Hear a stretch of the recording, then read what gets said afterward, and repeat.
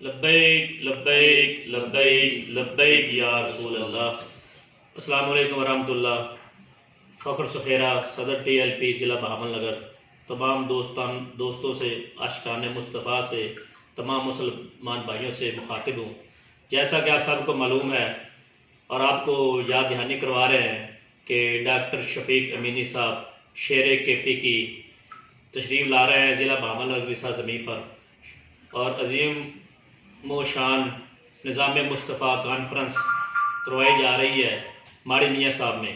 तमाम आशिकान रसूल को बिलखुसूस TLP के ज़िम्मेदारान अमीर मोहतरम नाज़िम आला और जितने भी कारकुनान हैं और जितने भी आशिक रसूल हैं उन सब को दावत दी जाती है कि इंशाअल्लाह 21 मार्च बरोज़ सोमवार दिन 2 बजे मॉल चौक में उनका शानदार इस्तकबाल किया जाएगा।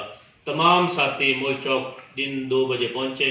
सब दोस्तों की बहुत मेहरबानी होगी और हमने सब ने मिलकर निज़ाम मुस्तफ़ा को और हुज़ूर के दीन को तख्त पर लाना है। लब्बैक लब्बैक लब्बैक या